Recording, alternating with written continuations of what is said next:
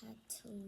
តោះនៅតែគ្នាមកខ្ញុំចាំមកនិយាយតោះឥឡូវមីយើងរីកឯងឥឡូវយកអីមកត្រង់សិន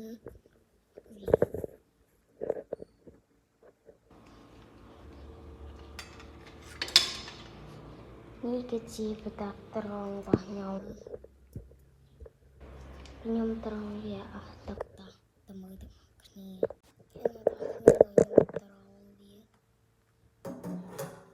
ជាមួយនឹងមីដែលមីក្តៅខ្លាំងមែនតើ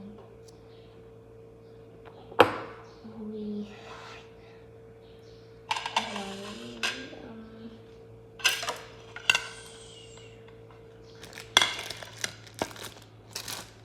ហើយខ្ញុំដាក់ជាមួយនឹងសម្បកបានត្រាំដែរអត់ដឹងថាឆ្ងាញ់ណាអត់ដឹងថាឆ្ងាញ់ចូលទៅសិន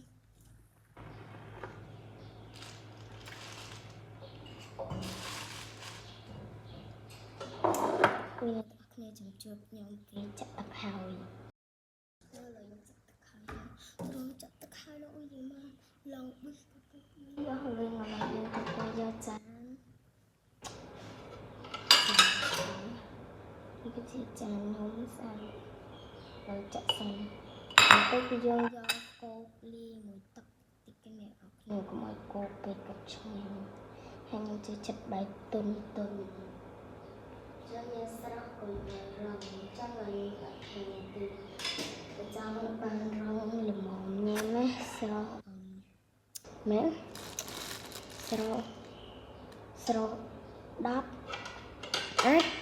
ឆ្លង10ស្រស់ទៅ1នាទីទេស្រស់1នាទីទៅ5ដូចខ្ញុំទៅខ្ញុំចង់បានតុនបតែងស្រស់ទៅ5នាទីដោយសារតែខ្ញុំចង់បានលីងតិចឥឡូវយកដាក់ទឹកដើម្បីយកសម្បកបែងក្រាមចាំផ្លិតអូអ្នកនរគ្នាធ្វើតាមផ្លែសឥឡូវចិត្តចាប់ទេនេះចង់អញនឹងមានផាត់ស្រីនឹងបានញ៉ាំមកតិចតែចាំមើលសិនឥឡូវលីគ្រឿងសិនគ្រឿងចាំដាក់សម្បកបែងក្រាមចំលីវា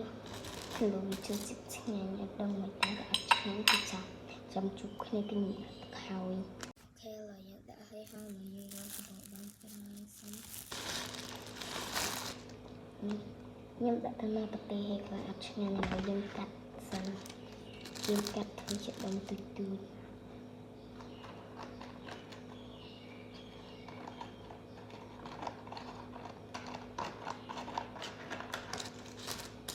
ប្រទេសហើយតែយើងមិនកាត់ចឹងណាយើងកាត់ដុំទូចទៀតខ្ញុំកាត់ទៅនេះមកតែកុំវែងពេកតែធ្វើឲ្យសបកបានត្រាងគ្នា